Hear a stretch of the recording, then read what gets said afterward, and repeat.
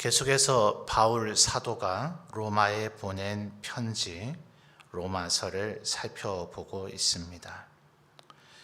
바울 사도는 지금까지 율법이 있거나 없거나 하는 것이 구원의 조건이 되지를 못한다.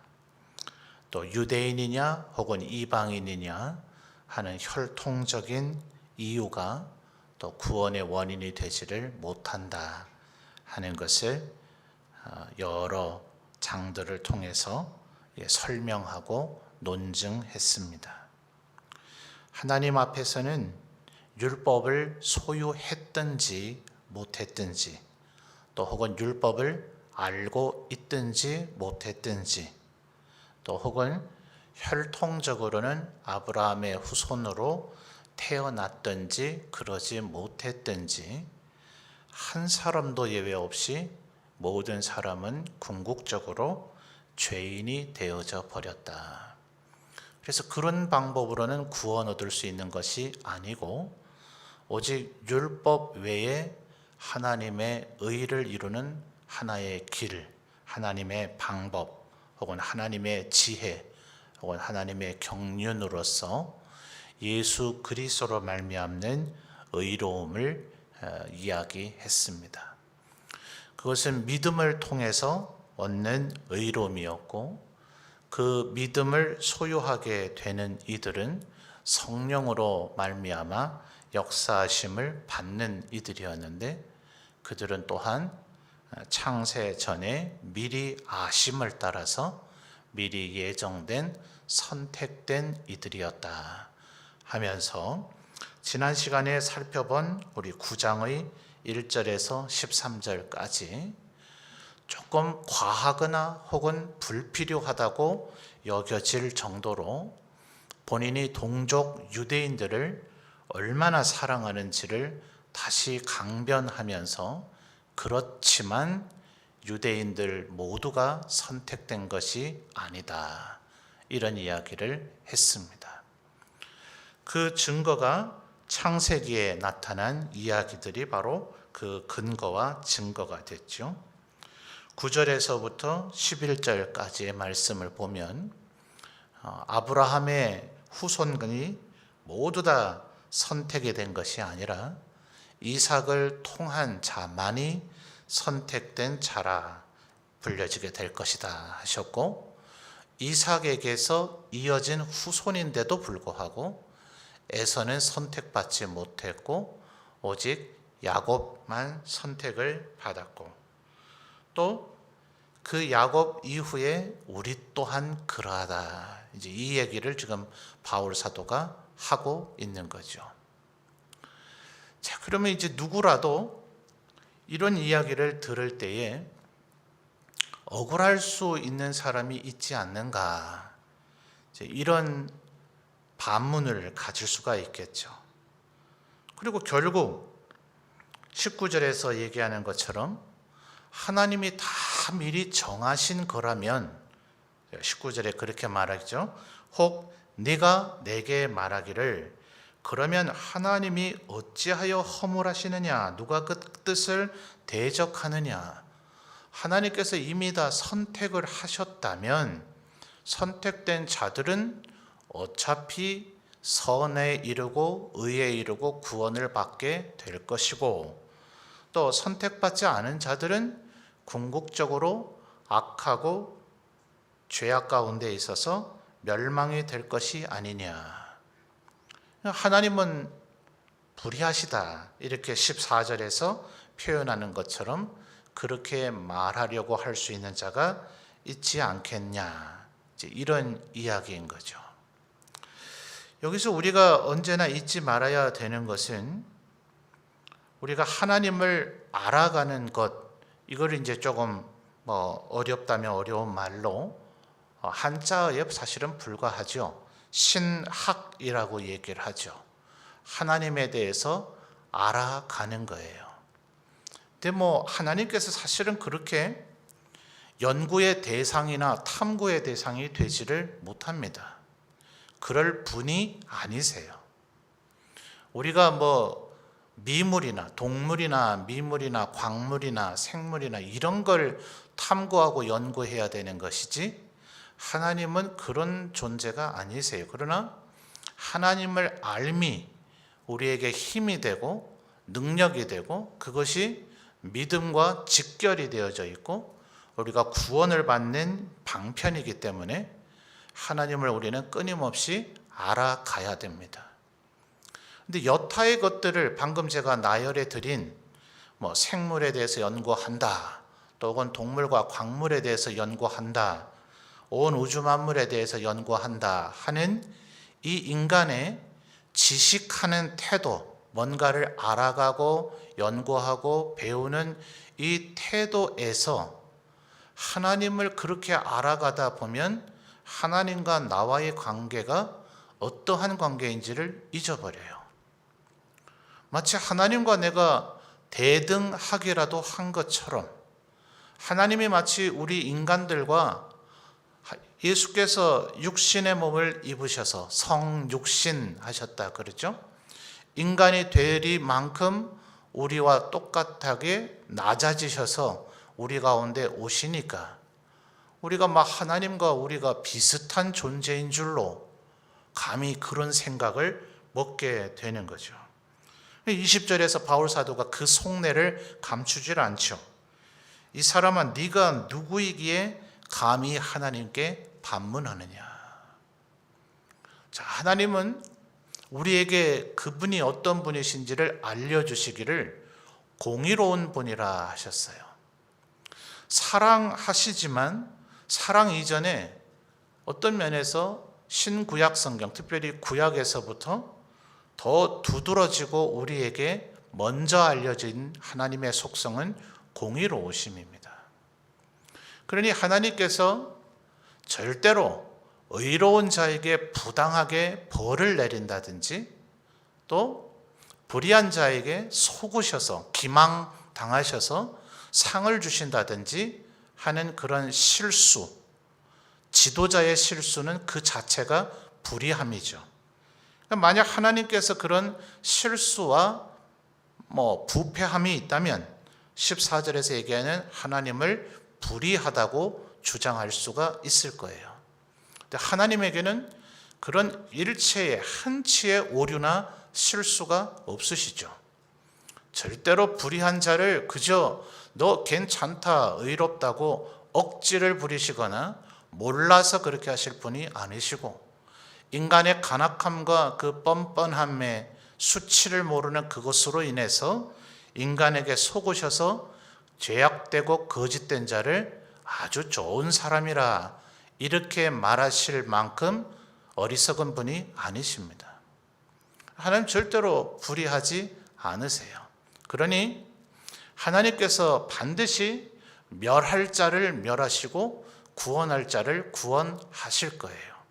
그런데 만약 하나님은 다시 한번 말씀드리지만 이와 같이 공의로우신 분이시고 한치의 오류나 실수 이런 것은 없으신 분입니다. 분명히 그러합니다. 그런데 만약입니다.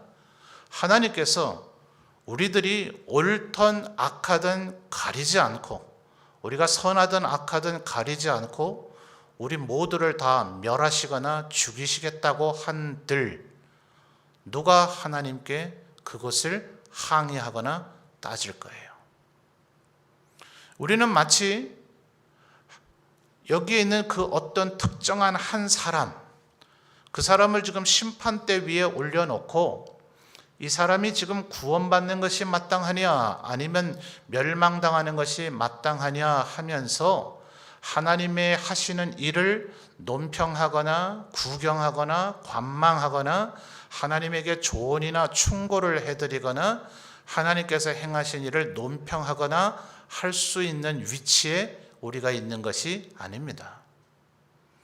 우리 모두는 바로 그 하나님께서 죽이실 것인가 구원하실 것인가 하는 심판대 위에 올라가 있어야 될 존재이지, 다른 제3의 그 어떤 사람이 구원받느냐 멸망당하느냐 하는 것을 구경할 수 있는 그런 위치조차가 아니다 하는 거예요.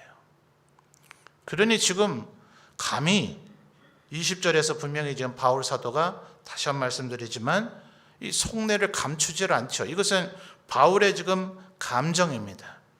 유대인들을 향한 또 혹은 어쩌면 이방인들까지도 향한 인간 전체를 향한 어찌 인간들이 감히 하나님 앞에 이와 같은 생각을 먹을 수가 있는가? 왜요? 하나님은 천하 만물을 창조하셨기 때문에 그렇습니다. 잊지 마셔야 될 것은 우리가 여타의 다른 창조물들과 비교해서 하나님께서 보시기에 좋았다 하셨던 여타의 창조물과는 달리 우리를 향해서 보시기에 심히 좋았다라고 얘기하셨기 때문에 우리가 대단한 존재인 줄로 종종 착각하곤 합니다. 그러나 성경에서는 우리를 향해서 보시기에 심히 좋았다고 하는 그 표현만 나오는 것이 아니라 버러지 같은 너 야곱아, 구더기 같은 너 인생아 라고 우리의 존재감을 정확하게 표현하고 있는 또 다른 표현도 나오고 있다는 것을 기억해야 됩니다. 혹시 여러분 오늘 이 하루를 살아가시다가 몇 마리의 개미를 밟아 죽이셨는지 혹시 파악하셨습니까?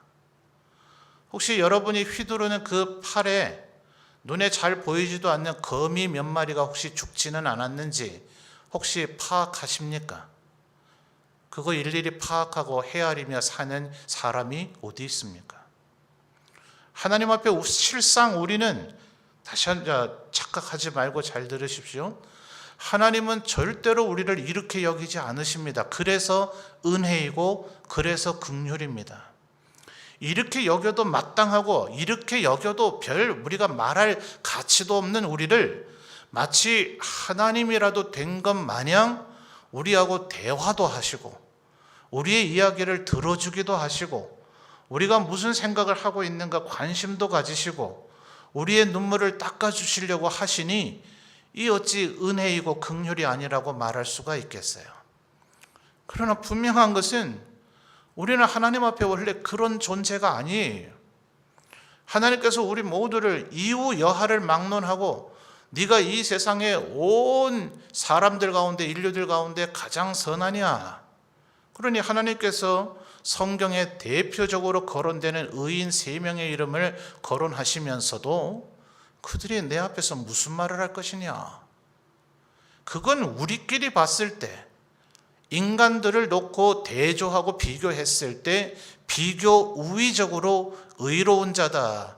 그래도 꽤나 하나님 마음에 합하게 살았고 하나님의 말씀에 순종했는 잘하는 이야기이지 우리 인간이 하나님 앞에 뭐 그리 선한 존재가 되겠어요. 다윗을 하나님의 마음에 합한 자라 했으니 그가 아주 고결하고 흠이 하나도 없는 무결합니까? 그렇지 않죠. 남의 아내를 빼앗고 정욕에 사로잡혀서 아내가 도대체 몇 명입니까? 얼마나 아내가 많으니 그 사이에서 태어난 자식들이 많으니 이복 남매 간에 성범죄가 일어나지를 않나. 이복 형제 간에 죽이는 일은 밥 먹듯이 하잖아요. 그러니 그걸 보고 자라난 솔로몬이 하는 짓은 1,000명의 아내를 두는 일을 하고 이스라엘을 배역과 배도의 길로 이끌어 버리잖아요. 다윗을 냉정한 제3자의 입장에서 보면 결코 하나님께서 그를 선히 여기셨다. 그래도 그나마 다윗만큼이라도 좀 해봐라. 어떤 면에서는 그런 의미가 내포되어 있는 것이고 하나님의 다윗을 향한 긍휼과 사랑이지 냉정한 다윗이 한 일들을 족적들을 냉정하게 다 비교를 해보면 그 또한 별반 다를 바 없는 인간에 불과하더라 하는 거예요. 그러니 언제나 우리가 잊지 말아야 될 것은 그 누구라도 과연 하나님 앞에 그가 구원받아야 될 만한 가치가 있는 그런 인간이 있었더냐. 또 혹은 우리끼리 하나님 혹시 온 인류를 버리시더라도 이 사람만은 아니죠. 전 인류를 다 버리시더라도 이 사람은 그래도 구원하셔야 하나님께서 공의로우시다, 의로우시다, 정당하시다, 지혜가 있으시다 말할 것 아닙니까? 라는 말이 하나님 앞에 조금도 통하지 않는단 말이에요. 하나님은 창조주시니까. 우리는 그분 앞에 지렁이나 구더기도 과하죠. 그러나 지렁이와 구더기는 그래도 우리 인간과는 비교할 수는 없겠지만 최소한 지가 어디로 가야 될지는 스스로 결정할 수 있는 존재일 것 아닙니까? 가끔 지렁이와 구더기를 젓가락 같은 것, 짝대기 같은 것으로 이렇게 자극을 해보십니까? 꿈틀꿈틀 움직이다가 최소한 그의 지각이 있는지, 머리에 회전이 있는지, 생각하는 뭐가 있는지는 모르겠지만 외부적 자극이 가해지면 그 꿈틀거리고 기어가던 그 미물이 멈춰 서잖아요. 아, 지금은 움직이지 않아야 될 때라고 스스로 판단이라도 하길래 그럴 거 아닙니까? 그런데 바울 사도는 그런 생각의 여지라도 꿈도 꾸지 말라고 21절에 우리를 뭐라고 얘기합니까? 토기장의 앞에 진흙과 같다. 너를 뭘로 만들든지 네가 뭘 할 것이냐. 이게 우리가 고난 앞에서 가져야 될 또 하나의 마음이죠. 하나님은 너무나 우리를 향해서 사랑하시고 긍휼이 있으시기 때문에 우리의 작은 눈물 한 방울도 놓치지는 않으십니다. 그러나 우리가 말도 안 되는 억울한 일을 당하고 뭐 이런 고난을 내가 겪어야만 되는가, 평생 다 생각해도 당하지 못할 그런 억울한 일을 당한다 한들, 하나님께서 내게 관심 전혀 없으시다 한들, 그 문제를 해결 안 해주신다 한들 뭘 그리 우리가 하나님 앞에 할 말들이 많겠어요. 뭘 했다고요, 하나님 앞에? 아니, 하나님께서 우리의 그 문제를 들어주시고 해결해 주셔야 할 만한 그런 뭔가 가치 있는 우리가 뭘 그분께 해드린 게 있습니까? 사실은 그렇지 않죠. 이 사실을 언제나 잊지 말아야 된다는 거예요. 그러니 누가 하나님께 하나님은 불의하시다, 하나님께서 다 정하셔놓고 뭘 우리에게 책임을 돌리십니까? 라는 그런 상상은 절대로 해서는 안 된다. 그분은 창조주시기 때문에 우리 모두를 다 버리고 우리를 다 멸하신다 할지라도 우리는 말 한마디 그분 앞에 할 수 있는 존재가 애초부터 아니다. 여러분, 좀 바울 사도 좀 못된 것 같지 않습니까? 아니, 뭘 이렇게까지 적나라하게 얘기해요. 하나님 앞에 좀 겸손해라, 뭐 이 정도 얘기하면 우리가 느낌으로 다 알아들을 거 아니에요. 아니, 자기도 사람이고 우리도 사람인데 뭘 우리 존재를, 우리 스스로를 이렇게까지 뭉개질 정도로 꿈도 꾸지 마라. 하나님 앞에 아무 생각도 할 생각도 하지 마라. 그분이 너를 어떻게 대하시든 네가 무슨 말할 자격이 있느냐. 이렇게 우리를 어떤 면에서 왜 이렇게 비참하게 만듭니까? 아니, 바울 사도가 그렇게 말했더라도 좀 대충 말하지, 개 목사는 오늘 또 왜 이렇게 적나라하게 이걸 계속 강조합니까? 바울 못된 만큼 개 목사도 참 못됐다, 그죠? 왜 그럴까요? 어쩌면 저는 이 말씀을 오늘 여러분 앞에서도 처음 설교하는 것은 아니고, 로마서 9장에 대한 이 소위 토기장이의 이 비유는 정말 어릴 때부터 이 테마만 떼어내서 저를 가르치시고 지도하셨던 목회자들에게서도 꽤나 많이 들었던 설교인 것 같아요. 해를 거듭하면 거듭할수록 이 본문의 말씀을 들고 말씀을 전하는 일이 반복될수록 점점 이제는 표면적 이해보다는 그 뒤에 이면적인 것에 대한 묵상을 해득하게 되어졌습니다. 왜 바울 사도는 구태여 이렇게까지 이야기를 할까? 어쩌면 자기 자신에서 마음속에 끊임없이 샘솟는 자기 의와 교만을 통제하고자 하는 바울의 뼈를 깎는 노력 아닐까요? 이미 7장에서 바울 사도는 자기의 내면 속에 곤고한 사람이라고 말할 정도로 언제나 성령 충만했던 것은 아니라는 것을, 언제나 하나님 말씀대로 살고자 했던 것은 아니라는 것을, 다메섹에서 예수님을 그렇게 처참하게 온몸에 각인이 될 정도로 분명히 그가 내 육체의 가시를 제거해 달라고 하나님 앞에 네가 3번 기도했으나 하나님께서 너의 은혜가 네게 족하다, 그거 있는 것이 너에게는 더 낫다 라고 반응하셨다고 바울 사도는 이야기했습니다. 그 3번 기도는 우리가 하루에 3번 정도 하는 식사기도 수준은 아닐 것이라고 신학자들은 한결같이 얘기합니다. 바울 사도가 구체적으로 세부적으로 묘사하지는 않았지만 아마도 40일 금식 기도한 정도쯤을 한 번 기도한 것으로 그는 헤아렸을 것이다.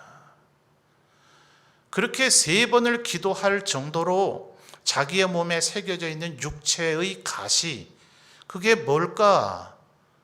바울이 말해주지 않으니 신학자들은 잘 모릅니다. 염두에 두고 얘기를 합니다.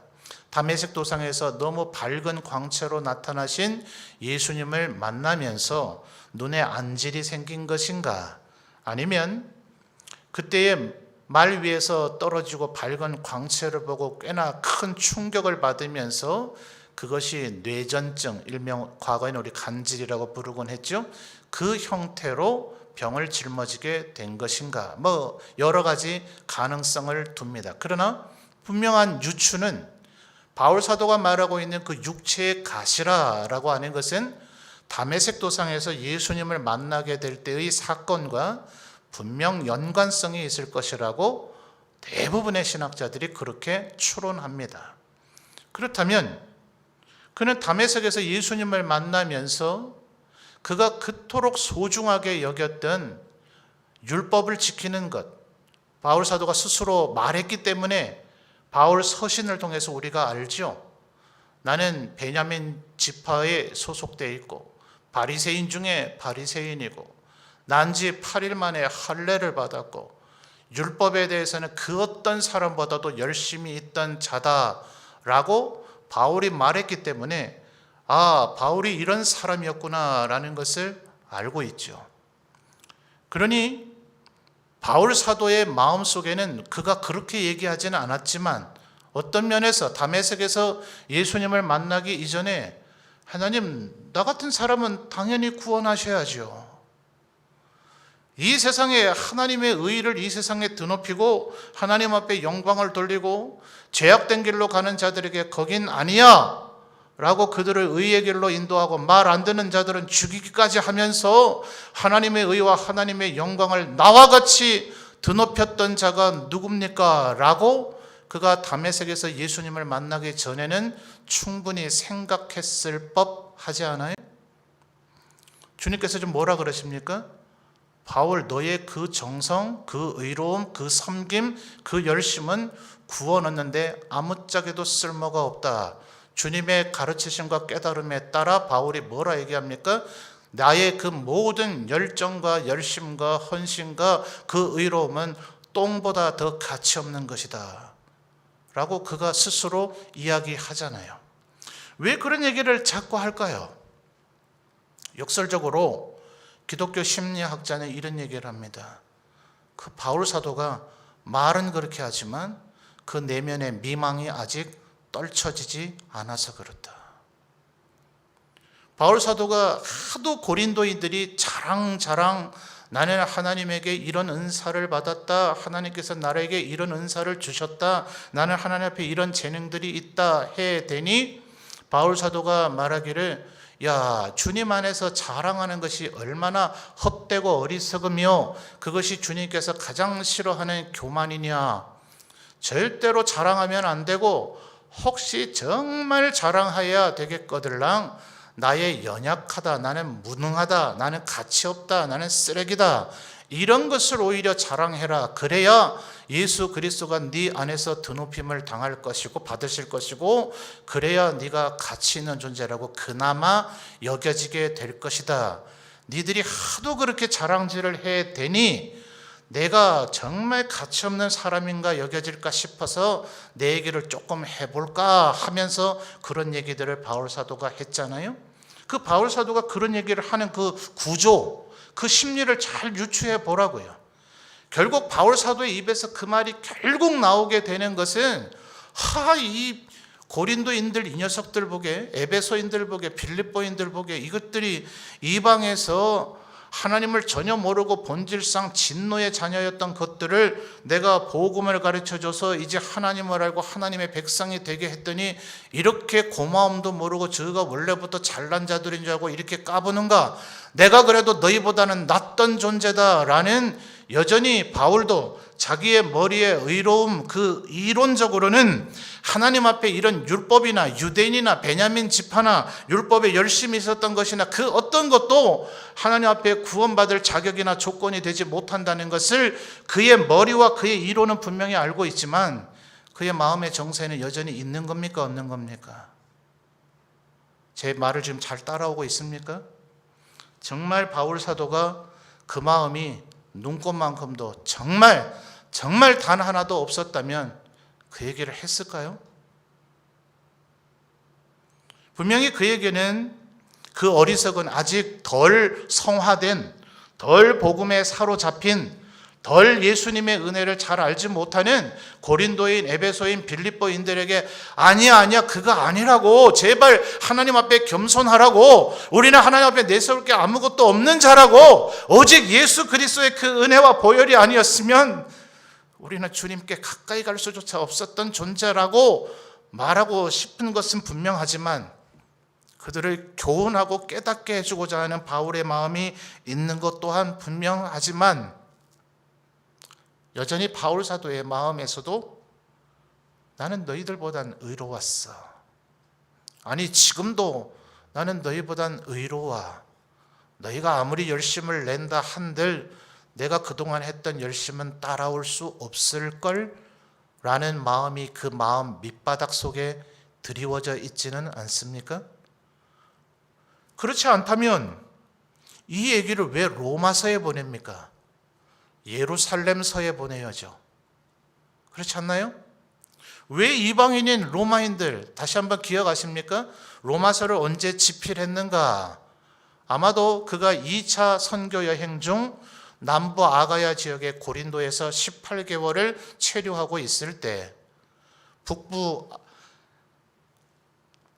마게도냐 지역에서 뒤늦게 내려온 디모데와 실라가 합류할 때까지 거기서 기다리고 있을 때 본도 출신의 로마에 살다가 추방된 아굴라와 브리스길라가 고린도에 왔길래 그들을 만나니 우리는 로마 살고 있었는데 다 추방당했습니다.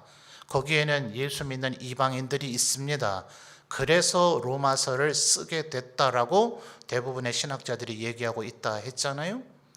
그러니 지금 로마에 보낸 이 편지는 유대인이 읽을 최초로, 후에야 이것이 복사가 되어지고 필사가 되어져서 지중해 전역, 로마 제국 전역의 교회들로 다 전달이 되었겠지만 최초는 로마인에게 편지라느니, 분명히 로마인들에게 보낸 편지란 말이죠. 그들에게는 이 14절부터 24절까지의 단락은 전혀 필요 없죠. 그들은 유대인이 아니었으니까요. 유대인이 아니어서 수천 년 동안 그들은 하나님을 알지도 못했고 구원받을 자라고는 꿈도 꾸지 못했고, 하나님 알아야 뭐 꿈이라도 꾸든지 말든지 할 거 아니에요.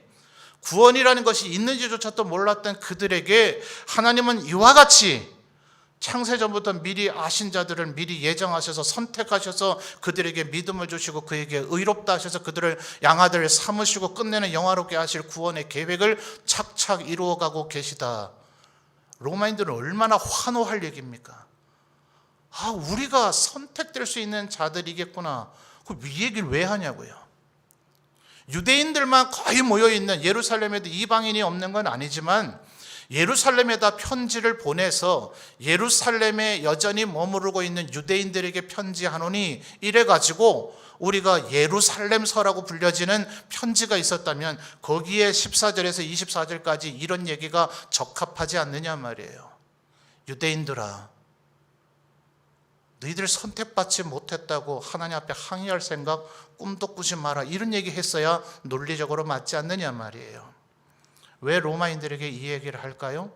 자신의 시행착오, 유대인들의 시행착오, 너희들이 이제 하나님을 알고 그의 성령께서 주신 은혜로 하나님 말씀 순종을 좀 하고 하나님 앞에 영광을 좀 돌리고 하나님 앞에 좀 일꾼이 된 것 같으면 그때쯤 교만해져서 하나님의 무슨 참모나 하나님의 친구라도 된 것 마냥 하나님 왜 이 일을 이렇게 하십니까? 왜 세상을 이렇게 섭리하십니까? 왜 저들을 저렇게 죽는 걸 그냥 두십니까? 왜 저들을 건져내지 않으십니까? 왜 저들은 악하게 그냥 두십니까? 제가 뭘 잘했다고 저에게 축복합니까? 이런 생각 가지려는 생각 꿈도 꾸지 마라.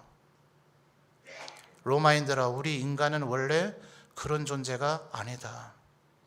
우리 모두는 하나님 앞에 멸망당해야 마땅했고 구원받을 자격도 가치도 가능성도 없는 존재였지만 하나님께서 21절 토기장으로 비유되어지는 하나님이 23절에 우리를 뭐라 여기셨다고요? 긍휼의 그릇으로 여기셨다. 우리까지 멸하신다 한들, 인간 전체를 다 멸하신다 한들 누가 하나님에게 불의하다, 하나님 미리 그렇게 정하셔놓고 뭘 어쩌라고요? 라고 얘기할 수 있는 자가 누가 있겠는가? 그저 내가 그분의 긍휼을 받은 게 이게 웬 은혜인가? 기적이죠, 기적. 분명히 성경은 여러 곳에서 얘기하기를 그것이 꼭 50%의 비율을 보장하는 것으로 이해돼서는 안 된다라고 신학자들이 경고해 주지만 흔히 비유는 설명하기를 둘이 있을 때 하나는 데려감을 당할 것이고 하나는 버려둠을 당할 것이다. 도대체 왜 저 이는 선택받지 못했거늘 나는 선택되어졌는가? 오직 이것에만 주목해야죠. 주님이 나를 향한 긍휼이 왜 이리 큰가? 나는 아무 선택받을 이유가 없었거늘 주께서는 왜 나를 선택하셨는가? 그러니 바울 사도는 이것을 깨달으면 깨달을수록 다른 단어, 다양한 단어 얼마나 많이 씁니까? 바울의 어휘력이 대단하잖아요. 그러니까 사실은 우리 목사들이 바울 서신 가지고 먹고 살죠. 워낙 다양한 어휘로 다양한 표현들을 하고 있으니까 마치 국어 시간처럼 그거 설명하느라 설교 시간이 모자랄 정도예요. 얼마든지 설교할 수 있어요. 그러니까 바울 사도가 어휘력이 결단코 떨어지는 사람이 아닙니다. 그러나 하나님의 우리를 향한 이 일들을 얘기할 때 그는 오늘 우리가 읽은 단락에서도 이 단어를 한번 나중에 집에 가셔서 동그라미 쳐보십시오. 긍휼이라고 하는 단어가 얼마나 많이 나오는 거야. 여러분, 저는 종종 그렇게 기도합니다. 우리 옛날 어르신들 사실 하나님 앞에 구체적으로 세밀하게 기도한다는 건 어떤 면에선 어려운 일일 수도 있죠. 근데 그래서 우리 어르신들은 하나님 아시지요? 이렇게 기도하셨곤 했다. 제가 어릴 때 목사님들께 그런 말씀 많이 들었습니다. 복잡하게 생각하지 말고 모든 거 다 아시니 하나님께 그저 하나님 아시지요? 그렇게 기도하라. 이렇게 가르치기도 하셨습니다. 저는 목사가 돼서 좀 안답시고요. 하나님 앞에 종종 이렇게 기도하곤 합니다. 주님, 긍휼히 여겨 주십시오. 다른 무슨 말이 더 필요합니까? 뭘 구구절절 하나님 앞에 뭐 그리 할 말이 많습니까? 아니, 여러분이 구체적으로 하나님 앞에 여러분의 사랑을 고백하고 여러분의 마음을 표현하고 또 여러분이 바라는 것을 하나님 앞에 구체적으로 아뢰는 것을 그걸 폄훼하려는 것은 아닙니다. 그러나 하나님의 이 긍휼 안에 그 모든 것이 다 들어 있습니다. 우리가 감히 무엇이길래 우리들 가운데 이 자리에도 오늘 이 저녁에도 우리가 흠모할 만한 존경할 만한 평생을 하나님 앞에 절제하고 헌신하고 충성스럽게 살아오신 귀하신 우리 교회 지도자들 성도들이 많이 계십니다. 그러나 그럴지라도 우리끼리 볼 때는 분명히 귀하고 존귀하며 하늘의 별과 같이 빛날 것입니다. 그러나 하나님 앞에 우리의 그것이 과연 무엇입니까? 하나님의 우리를 향한 사랑하심은 우리가 행한 것에 대한 마땅한 대가가 아니고 당연히 그렇게 우리를 여겨주셔야 할 하나님의 무슨 의무나 부담감이 있는 것이 아니고 우리를 정말 하찮게 여기셔도 되고 우리를 갖고 노셔도 되고 우리를 기망하셔도 되고 우리를 조롱하셔도 되고 우리에게 많은 것을 요구하시고는 조금 더 알아주지 않으셔도 되고 우리를 어떻게 대해도 마땅한 그 존재가 겨우 우리인데 하나님은 마치 무슨 크나큰 우리에게 잘못이라도 한 것 마냥 우리에게 대단한 부담감을 가지고 우리의 형편을 살피시고 우리 얘기를 들으시고 우리 곁을 떠나지 않으시고 오죽하면 우리들 가운데 졸거나 자지 않는 이가 어디 있어요. 그런데 하나님은 졸지도 주무시지도 아니하시고 우리를 지키시고 우리를 도우시는 분이시다. 뭘 그리 우리에게 그렇게 잘못하셨길래, 무슨 부채가 있길래, 우리에게 뭘 그리 갚으셔야 될 것이 있으시길래 그렇게 하십니까? 그분의 오직 긍휼과 은혜와 사랑 때문이다. 바울 사도는 그 외에는 다른 말로 설명할 수가 없는 거죠. 여러분, 겸손하십시다. 주님은 이 세상 만물을 버리셔도 마땅할 주권자이십니다. 우리를 선택하셨음은 주님의 의무가 아니라 주님의 긍휼이셨습니다.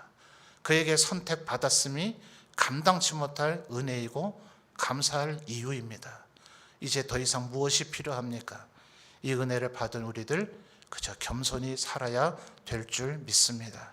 우리를 긍휼의 그릇으로 선택하신 하나님의 이 은혜를 바울 사도가 왜 이렇게 이야기를 계속하는가? 그 의로운 사도 중에 사도였던 그도 실상 그의 마음 얼마나 곤고한 사람이었길래 자기 스스로에게 계속해서 되뇌이는 거죠. 어떤 면에서 이 얘기입니다. 바울아, 나의 나된 것은 다 하나님의 은혜다. 그것은 자신이 마음이 대단히 거룩하다라는 것을 우리에게 자랑하려는 것이 아니라 스스로에게 하는 얘기일 수 있습니다. 바울아, 까불지 마라. 바울아, 교만해지지 마라. 바울아, 또다시 담에색을 만날 짓은 하지 마라. 나의 나된 것은 내가 잘나서 내가 한 것이 아니라 오직 하나님의 은혜다. 우리를 긍휼의 그릇으로 선택하신 하나님의 이 은혜를 오늘 이 저녁 다시금 우리의 마음에 새기시는 저와 여러분이 되시기를 바랍니다.